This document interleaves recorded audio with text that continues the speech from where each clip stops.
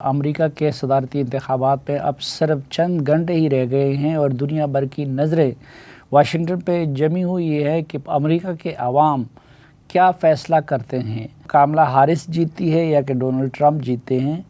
گزشتہ روز ہم نے ساجد طارل کے ذریعے آپ کو ریپبلکن کے موقف سے آگاہ کیا تھا، جبکہ آج کے پروگرام میں ہمیں شاہد احمد خان صاحب ڈیموکریٹس کے موقف سے آگاہ کریں گے، لیکن اس سے پہلے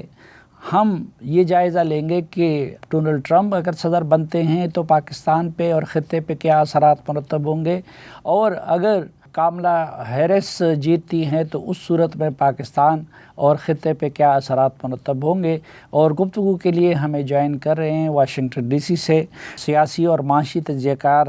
عزیر یونس صاحب۔ عزیر، پہلے تو یہ بتائیے کہ کس کے جیت کے امکانات زیادہ ہیں؟ اس وقت تو دیکھیں، یہ کہنا ناممکن ہے کہ کون جیتے گا، کیونکہ ڈیٹا ہمیں یہ بتا رہا ہے کہ ڈیڈ ایون ہے، اسٹیٹسٹیکل ٹائی ہے اس وقت۔ اور الیکشن آپ نے کہا کہ امریکی عوام دینے جا رہے ہیں، الیکشن شروع ہو چکا ہے صافی صاحب۔ 6.5 کروڑ امریکیوں نے ابھی تک آلریڈی اپنا ووٹ ڈال دیا ہے، اور اب گنتی کا ہی انتظار ہے، اور کہہ نہیں سکتے کہ کون جیتے گا، لیکن مجھے لگ رہا ہے کہ کاملا ہیرس جیت جائیں گی۔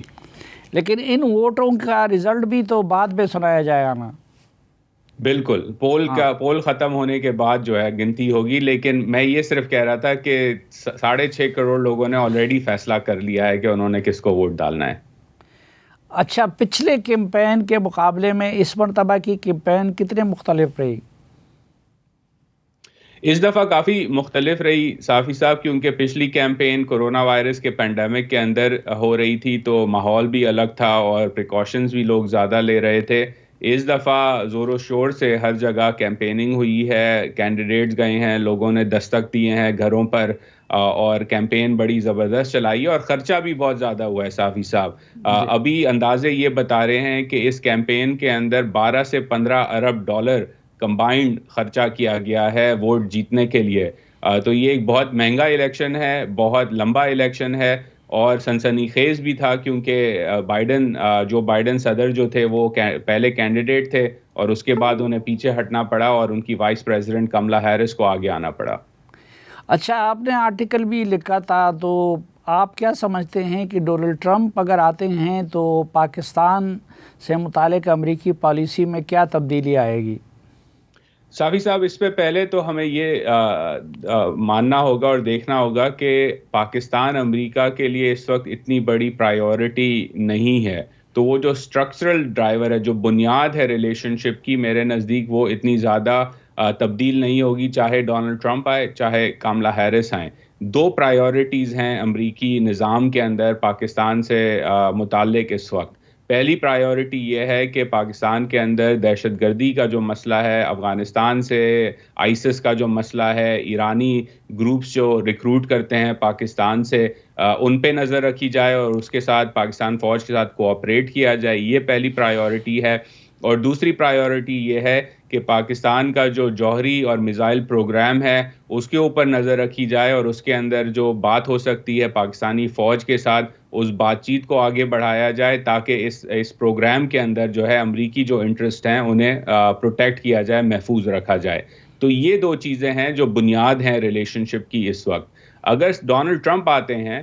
تو ہمیں یہ دیکھنا ہوگا کہ ڈونلڈ ٹرمپ کا بالخصوص ایران اور اسرائیل کے اوپر کیا موقف ہوتا ہے، کیونکہ اگر وہ اسرائیل کو اور اجازت دیتے ہیں کہ وہ ایران کو اٹیک کرے اور ایران کے جوہری پروگرام کے اوپر کوئی موو کرے، تو اس کا امپیکٹ پاکستان کے اوپر بہت خطرناک ہوگا۔ ایک اور جنگ خطے میں چھڑے گی، جس کی وجہ سے پاکستان میں کیا کہتے ہیں پیٹرول کی قیمت بڑھ سکتی ہے، پاکستان کے اندر دہشت گردی کا مسئلہ بڑھ سکتا ہے، اور پاکستان کے اوپر نہ صرف امریکی بلکہ سعودی اور اماراتی پریشر آ سکتا ہے کہ آپ بھی ہمارے ساتھ کھڑے ہوں اس ایشو کے اندر ایران کے خلاف۔ نمبر 1۔ نمبر 2 ایشو یہ ہے کہ اگر صدر ٹرمپ الیکشن جیتتے ہیں اور وہ جو ہے امریکی امپورٹس کے اوپر ٹیرف یا ٹیکس زیادہ لگاتے ہیں، تو پاکستان جو ہے وہ امریکہ سب سے بڑی مارکیٹ ہے اس کے لیے، پاکستان کے ایکسپورٹرز کے لیے، تو پاکستان کی ایکسپورٹس کو بھی دھچکا لگ سکتا ہے اس پالیسی کی وجہ سے۔ تو یہ دو بڑی چیزیں ہیں، اگر ٹرمپ صدر بنتے ہیں تو پاکستان کے لیے یہ مسئلے بڑھ سکتے ہیں۔ ویسے تو ان کی پرائرٹی نمبر 1 ڈونلڈ ٹرمپ کی ہے وہ چائنا کنٹینمنٹ ہوگی، اور چین کے ساتھ جو پاکستان کی قربت ہے تو اس کو ڈونلڈ ٹرمپ کس طرح لیں گے؟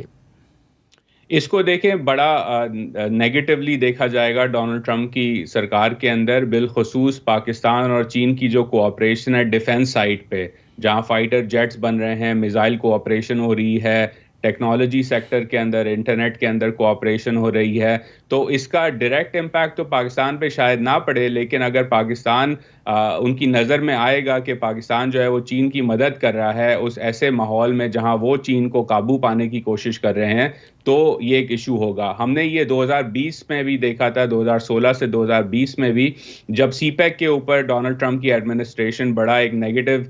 منظر رکھتی تھی، اور ان کی ایک جو ریپرزینٹیٹیو تھی انہوں نے کہا کہ پاکستان کو چین جو ہے وہ قرضوں میں دھکیل کے جو ہے اپنا ایک سیٹلائٹ اسٹیٹ بنانے کی کوشش کر رہا ہے۔ تو میں سمجھتا ہوں کہ یہ ایشو جو ہے چینی قرضوں کا، چینی انفلوئنس کا، یہ بھی ریلیشن شپ میں مسائل کریٹ کر سکتا ہے اگر ڈونلڈ ٹرمپ صدر بنے تو اگر چین کے ساتھ ہماری قربت پہ ڈونلڈ ٹرمپ خوش نہیں ہوں گے، سی پیک پہ وہ خوش نہیں ہیں، پاکستان اور چین کے دفاعی تعاون پہ وہ خوش نہیں ہیں، تو وہ کیا اقدامات اٹھا سکتے ہیں پاکستان کے خلاف؟ دیکھیں، پہلی چیز تو وہ یہ کر سکتے ہیں کہ پاکستان، جو ابھی بائیڈن ایڈمنسٹریشن نے بھی کیا، کہ پاکستان کی جو کمپنیز ہیں جو میزائل ڈیولپمنٹ میں کام کر رہی ہیں ان کے اوپر سینکشنز لگائی جائیں۔ وہ جو ہے پروسیس وہ تیزی سے اور آگے بڑھ سکتا ہے، نمبر 1۔ نمبر 2، وہ یہ کہہ سکتے ہیں کہ ایک ان کا بنیادی بلیف ہے ریپبلکن پارٹی کے اندر کہ اگر امریکی نظام کے تھرو کسی بھی ملک کو پیسے دیے جا رہے ہیں، آئی ایم ایف اور ورلڈ بینک بالخصوص، تو اس سے یہ نہیں ہو سکتا کہ اس پیسے کے عوض وہ ملک جس کو یہ قرضہ دیا جا رہا ہے وہ چین کو اپنے قرضے ادا کرے۔ تو پاکستان کیونکہ آئی ایم ایف پروگرام میں اس وقت آلریڈی موجود ہے، تو اگر ڈونلڈ ٹرمپ صدر بنتے ہیں اور وہ اس چیز پہ زیادہ فوکس کرتے ہیں تو پاکستان کے اوپر اس کا اثر پڑے گا، کیونکہ ایک دباؤ ہوگا کہ جی آپ نے جو قرضے لیے ہیں چین سے، یہ نہیں ہو سکتا کہ آئی ایم ایف آپ کو اور قرضہ اور پیسہ اور امداد دیتا رہے، یا ہم آپ کو اور امداد دیتے رہیں اور آپ ان پیسوں سے چین کو اپنے قرضے ادا کرتے رہیں۔ اچھا، اور افغانستان سے متعلق کیا اپروچ ہو سکتا ہے ان کا؟ افغانستان کے متعلق دیکھیں، پرائیورٹی اس وقت نہیں ہے۔ جو مین پرائیورٹی افغانستان کے متعلق ہے وہ یہ ہے کہ آئسس جو ہے وہ ابھر کے سامنے آ رہا ہے افغانستان کے اندر۔ ابھی امریکی کیمپین کے اندر، فار ایگزامپل، یہ میں نے اپنے آرٹیکل میں بھی ذکر کیا کہ اوکلاہوما میں ایک دہشت گرد حملے کو روکا گیا۔ اس دہشت گرد حملے کی پلاننگ جو ہے وہ آئسس نے کی تھی، اور وہ ایک افغان شہری کے تھرو انہوں نے پلاننگ کی تھی جو اٹیک کرنے کی کوشش کر رہا تھا۔ تو اور پھر اس سے پہلے روس کے اندر بھی اور سینٹرل ایشیا کے اندر بھی افغانستان سے اٹیک پلان ہوئے ہیں اور وہ کیے گئے ہیں۔ تو صدر ٹرمپ یا کملا ہیرس، میں کہوں گا دونوں طرف یہ کوشش کی جائے گی کہ پاکستان کے ساتھ بات چیت کی جائے اور پاکستان کے ساتھ مل بیٹھ کے فگر آؤٹ کیا جائے کہ یہ جو ابھرتا ہوا دہشت گردی کا مسئلہ ہے افغانستان کے اندر، جو کہ اب امریکہ میں بھی ایک تھریٹ کریٹ کر رہا ہے، اس پہ ہم کس طرح تعاون کر سکتے ہیں۔ اور اس کے لیے میں نے اپنے مضمون میں بھی یہ لکھا کہ جو لوگ سمجھتے ہیں کہ ڈونلڈ ٹرمپ جو ہیں وہ کسی طرح پاکستانی جمہوریت یا عمران خان صاحب کے لیے کچھ زیادہ کام کریں گے، ان کا پہلا گول یہ ہوگا کہ پاک فوج کے ساتھ مل کے کسی طرح اس دہشت گردی کے معاملے پہ بات چیت کی جائے۔ اچھا، یہ آپ نے ذکر کیا عمران خان کا، تو یہ جو تاثر ہے کہ جی اگر وہ آئیں گے تو وہ عمران خان کے لیے پاکستانی انتظامیہ پہ دباؤ ڈالیں گے، تو ایسا کچھ ہو سکتا ہے؟ ڈونلڈ ٹرمپ سے اس طرح کی توقع کی جا سکتی ہے؟ صافی صاحب، ڈونلڈ ٹرمپ شاید ٹویٹ کر دیں یا کوئی ایک بیان کہہ دیں کہ جی اس پہ مجھے تشویش ہے، لیکن مجھے نہیں لگتا اس سے آگے وہ جائیں گے۔ اور اس بات کو آپ میرے سے زیادہ جانتے ہیں صافی صاحب کہ امریکی دباؤ سے پاکستانی ریاست اتنا زیادہ اپنا جو ڈیسیجن میکنگ پروسیس ہے اس کو تبدیل نہیں کرتی۔ 98-99 میں ہم نے دیکھا کہ پاکستان کے اوپر بڑا پریشر تھا کہ نیوکلیئر ٹیسٹ نہ کیے جائیں، پاکستانی ریاست نے سمجھا کہ وہ ٹیسٹ کریں گے اور امریکہ نے سینکشن لگائے، لیکن اس سے کوئی پاکستان کی ڈیسیجن میکنگ میں تبدیلی نہیں آئی۔ پوری افغانستان کی جنگ میں امریکہ نے بہت پریشر ڈالا, پیسے بھی دیے, اور ایک طرف سے ڈنڈا بھی دکھایا اور ایک طرف سے امداد بھی دی, لیکن اس سے پاکستان کی ریاست کی جو ایک اپروچ تھی اس میں اتنی زیادہ تبدیلی نہیں آئی. تو مجھے لگتا ہے اس وقت امریکہ کے پاس ایک تو اتنی لیوریج ہے بھی نہیں کہ وہ پاکستان سے اپنی بات اس طرح منوا سکے جو پاکستانی ریاست نہ ماننی چاہے, اور دوسرا یہ کہ ڈونلڈ ٹرمپ, جو میں دوسرے لوگوں سے بات کرتا ہوں جو پاکستانی سیاست کو تو فالو نہیں کرتے لیکن ڈونلڈ ٹرمپ کو اچھی طرح سمجھتے ہیں, ڈونلڈ ٹرمپ کو تگڑے مرد, بالخصوص تگڑے مرد جو یونیفارم میں ہوں, وہ دنیا بھر میں زیادہ پسند ہیں.